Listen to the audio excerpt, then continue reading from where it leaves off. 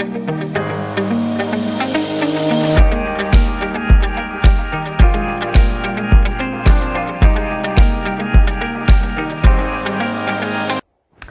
Friends, welcome to मंजिल। आज की इस वीडियो में मैं आपके साथ शेयर करने वाली हूँ 7 important tips before applying for New Zealand. वो ऐसी 7 बातें जो आपके न्यूजीलैंड अप्लाई करने से पहले ध्यान में रखना चाहिए। सो विदाउट वेस्टिंग टाइम, सबसे पहला पॉइंट आता है हमारा यहाँ पे कि study visa processing from good adviser. जब आप एक गुड एडवाइज़र के पास अपनी स्टडी वीज़ा प्रोसेस करवाते हो, उसका बहुत बड़ा इम्पैक्ट पड़ता है आपकी फ़ाइल पे। मेक श्योर कि आपका जो एडवाइज़र है वो लाइसेंस्ड एडवाइज़र होना चाहिए, लीगल उसके पास डॉक्यूमेंटेशन होनी चाहिए एंड लीगल फ्रॉम गवर्नमेंट, किसी प्राइवेट सेक्टर का नहीं होना चाहिए। तो जब एक गवर्नमेंट के लाइसेंस एक एडवाइज़र होता है तो उसका ये बेनिफिट होता है कि उसमें फ्रॉड करने के चांसेस बहुत कम होते हैं। बट ये मैं नहीं कह रही कि वो फ्रॉड नहीं करते हैं, क्योंकि गवर्नमेंट सिर्फ एक बार असेस करती है, बाकी डिपेंड करता है। बट आप अगर मेरी रिकमेंडेशन करो तो अकॉर्डिंग टू मी आपको एक बार मंजिल ज़रूर ट्राई कर लेना चाहिए। इसका बेनिफिट क्या है? बेनिफिट ये है कि सबसे फर्स्ट पॉइंट जो मैंने आपको बताया था, ये लीगल एडवाइजर्स हैं from authorised by government. And दूसरा ये है कि आप रिस्क फ्री यहाँ पे फाइल लगवा सकते हैं, क्योंकि यहाँ का स्टाफ वेल एजुकेटेड है for processing a file. Second step आता है हमारा यहाँ पे, वो है असेसमेंट। यहाँ पे असेसमेंट का मतलब है कि आप कौन सा कोर्स लेना चाहते हो, क्या आप उस कोर्स के लिए एलिजिबल हो, उस कोर्स में कितने आपको पॉइंट्स चाहिए, पॉइंट एज सच कि जिस कॉलेज या यूनिवर्सिटी में आपको कोर्स करना चाहते हो, क्या वो रेलिवेंसी आपकी प्रीवियस स्टडी के अकॉर्डिंग। ये सब बातें जो हैं आपकी असेसमेंट में आती हैं। और असेसमेंट में ये भी देखा जाता है कि जो आप कोर्स करने जा रहे हो, क्या आपके फ्यूचर प्लान्स में वो कोई बेनिफिट देता भी है या नहीं। और यहाँ पे सबसे इम्पॉर्टेंट पॉइंट कोर्स ही होता है, बिकॉज जब आप असेसमेंट करवाने जाते हो, अगर आपने एक गलत कोर्स ले लिया और वो आपके एनी हाउ, क्योंकि किसी एजेंट ने बता दिया कि वो आपके रेलिवेंट है, बट जब एम्बेसी से चेक होकर आया तो वो आपका रिफ्यूज़ल क्रिएट हो गया। और जब हम केप्स नोट चेक करते हैं तो उसमें ये लिखा होता है कि कोर्स इज़ इरेलीवेंट। और ये बड़ा वंडर की बात होती है कि एजेंट से थ्रू कंफर्म करने के बाद भी कोर्स इरेलीवेंट कैसे हो गया।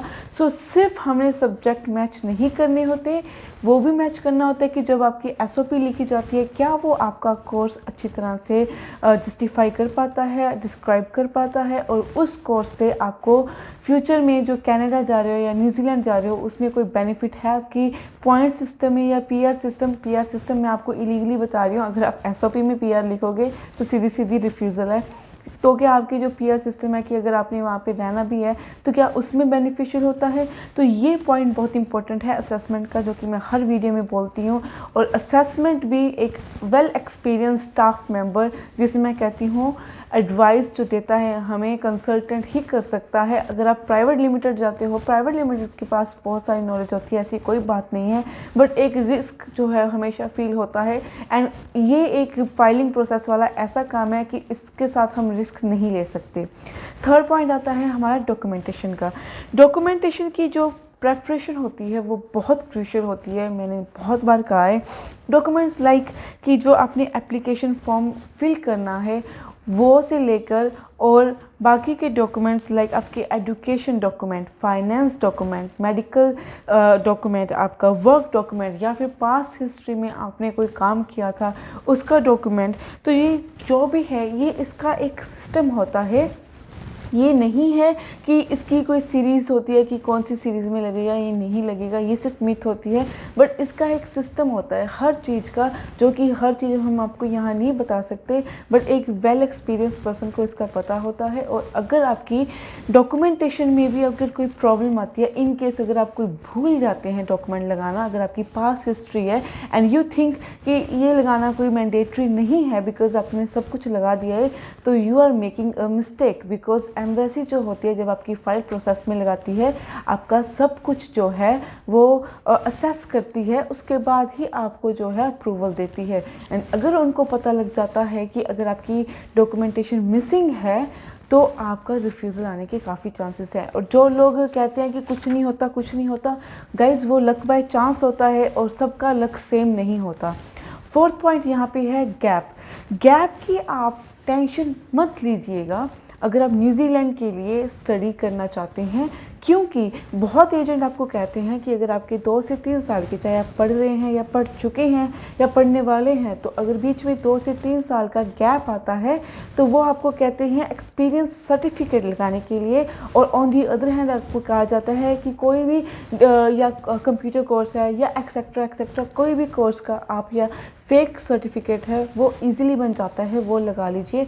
तो ये स्टेप आप मत कीजिएगा क्योंकि ये इलीगल है। और अगर उनको पता लग गया, एम्बेसी वाले को पता लग गया, तो एक तो आप रिफ्यूज़ होगे, वो तो डेफिनेटली है। जो उसका सेकंड प्लस पॉइंट आपको मिलेगा वो है आप बैन हो जाओगे उस कंट्री के लिए। और एक कंट्री में बैन होने का मतलब आपकी हिस्ट्री जो है वो ख़राब हो जाती है as a travelling to any country.